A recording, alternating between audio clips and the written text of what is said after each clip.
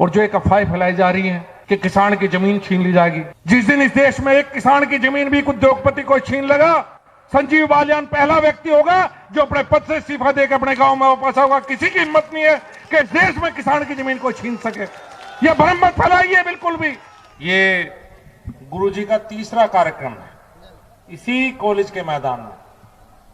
पहला कार्यक्रम तिरंगे का हुआ था, दूसरा कार्यक्रम सीएए के समर्थन में हुआ था और तीसरा कार्यक्रम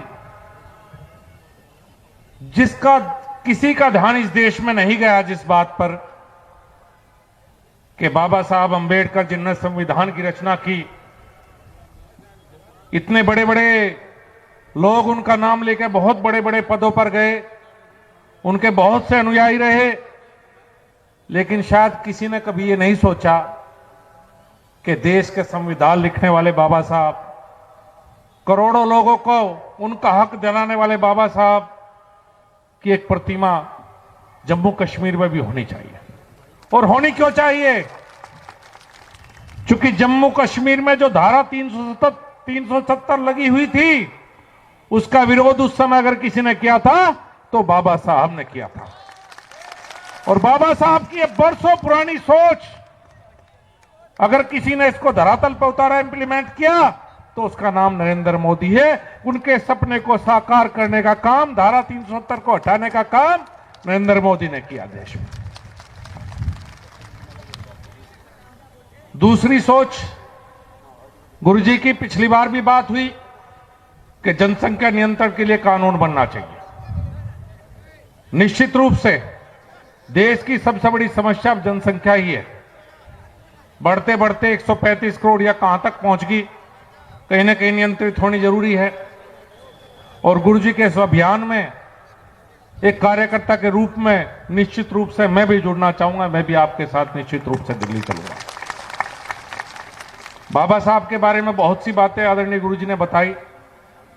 अब चूंकि कार्यक्रम हिंद किसान मजदूर समिति के बैनर पे है, मैं बधाई दूंगा एक ऐसा संगठन मैदान में आया है जो किसान और मजदूर दोनों की बात करता है। मैं एक होर्डिंग पर देख रहा हूं, लिखा हुआ है, अगर किसान देश की रीढ़ है तो मजदूर देश के हाथ और पैर हैं। दोनों को अलग नहीं किया जा सकता। अगर किसान खुशहाल होगा तो मजदूर भी खुशहाल होगा, अगर किसान परेशान होगा तो मजदूर भी परेशान होगा। यह संगठन किसान और मजदूर दोनों के हक की लड़ाई लड़ेगा, मुझे ऐसी उम्मीद है। अब दो बातें निश्चित रूप से उसके बारे में भी कहूंगा जो आज के समय में देश में कृषि कानून के बारे में एक आंदोलन चल रहा है। पहले भी हिंद किसान मजदूर समिति अपनी मांगों को लेकर दिल्ली तक जा चुकी है और कुछ सुझाव उन्होंने दिए भी थे।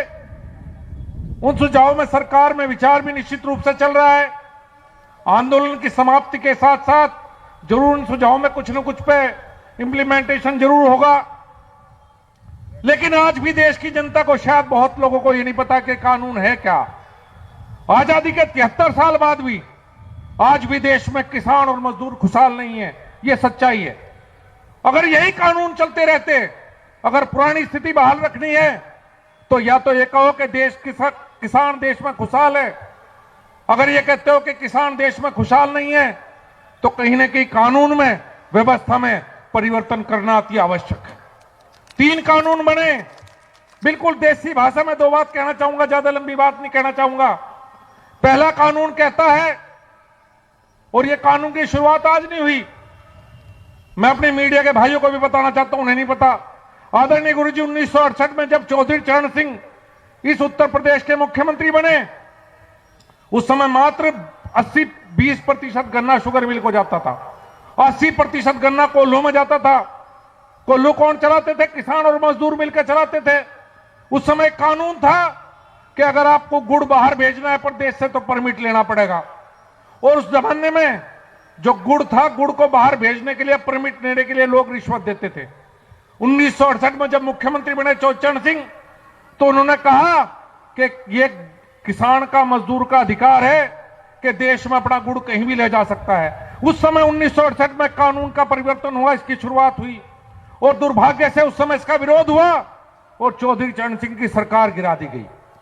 और आज जो चोचन सिंह के नाम पर राजनीति करना चाहते हैं, जो उनके नाम पर राजनीति करते हैं, वो उस समय इस देश में नहीं रहते थे, उस समय वो विदेश में अमेरिका और इंग्लैंड में रहते थे, वहीं नौकरी की, वहीं पले बड़े, कभी किसान के घर नहीं गए। शायद अगर 1968 का इतिहास उठा के वो लोग देख लें जो चोचन सिंह के नाम पर राजनीति करते हैं, तो इस कानून के विरोध में एक शब्द वे नहीं बोल सकते। उसकी अगली कड़ी थी चौधरी महेंद्र सिंह टिकैत।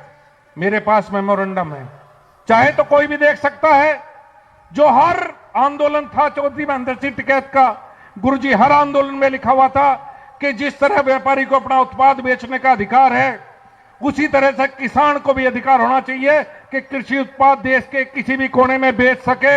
यह चौधरी महेंद्र सिंह टिकैत की मांग थी, जिस मांग को पूरा करने का काम आज नरेंद्र मोदी ने किया है। क्या है कानून पश्चिम उत्तर प्रदेश के लिए?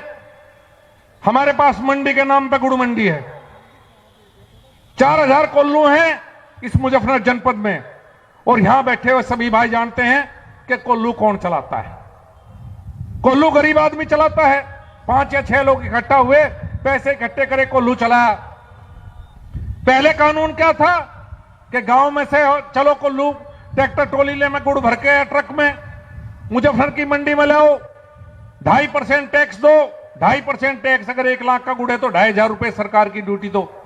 उसके बाद अगर गुड़ लेकर जाना है हरियाणा या पंजाब तो जाओ, बॉर्डर पे पुलिस वालों को रिश्वत दो, फिर राजस्थान बॉर्डर पे दो, फिर गुड़ लेकर जाओ, आपकी मर्जी। ये इतना लंबा था।